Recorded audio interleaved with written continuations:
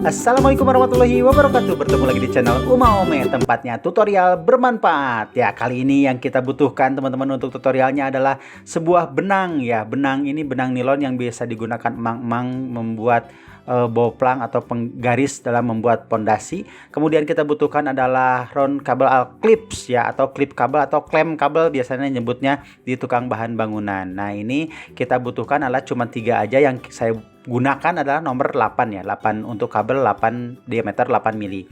Kemudian, nah ini yang kita butuhkan adalah pengganti pakunya yang ada di kabel clips adalah skrup kecil ya, tidak kecil-kecil amat sih, ini cukup susah juga memasukkannya, perlu sedikit kesabaran. Nah, paku betonnya ini kita cabut-cabutin karena memang kita akan pasang di PVC, sehingga tidak bisa menggunakan paku beton bawaan dari kabel klip ini. Kalau memang kita penggunaannya di kayu, di pintu kayu ini tidak bisa menggunakan kabel atau paku yang bawaannya, tidak usah diganti dengan skrup. Nah, ini sudah jadi, kita pasang 3 skrup ke kabel clips yang 8 mili ini ya. Bebas aja sih ukuran untuk kabel clipsnya, nggak usah harus 8 mili juga. Kemudian yang selanjutnya adalah kita perlukan adalah botol teh pucuk harum. Nah, beberapa kali kita gunakan botol teh pucuk harum ya. Nah, kemudian botolnya nanti kita lubangi di bagian atasnya. Bisa dilubangi menggunakan paku atau melubangi menggunakan solder yang panas ya.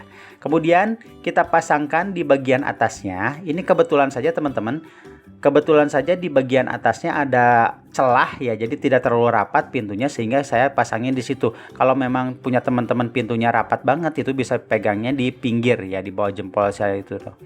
Nah, bisa pasang skrup di situ. Kemudian, nah ini kabel klipsnya kita pasang tepat di atas skrup yang kita pasang tadi di bagian pintu, tetapi yang kita pasang saat ini adalah di bagian kusennya. Nah, karena kusennya ini PVC, jadi mudah untuk kita gunakan skrup, tapi meskipun mudah, tidak mudah copot juga karena memang cukup menguji seperti itu. Nah, seperti itu teman-teman ya, di pojok sebelah kiri ya. Ini dipasangnya di pintu kamar mandi bagian dalam ya. Kemudian kita pasang lagi di pojok sebelah kanan di bagian dalamnya.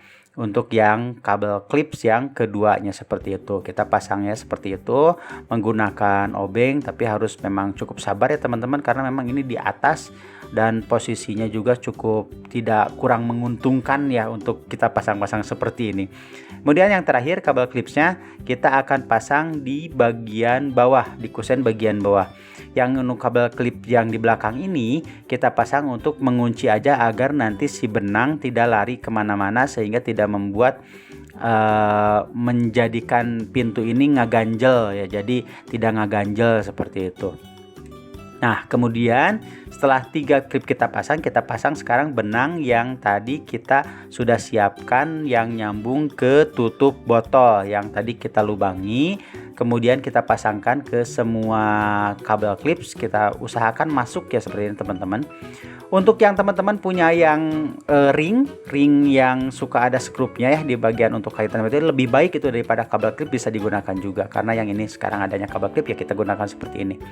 Nah, kemudian kita pasangkan si benangnya, kita kunci di sini, kurang lebih kita berikan jarak 40 cm ya.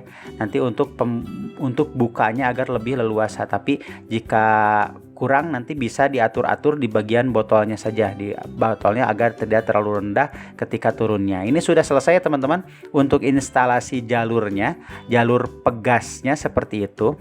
Teman-teman sebetulnya bisa ada sekarang jualan yang praktis di Shopee, tapi kita akan memanfaatkan barang bekas seperti itu.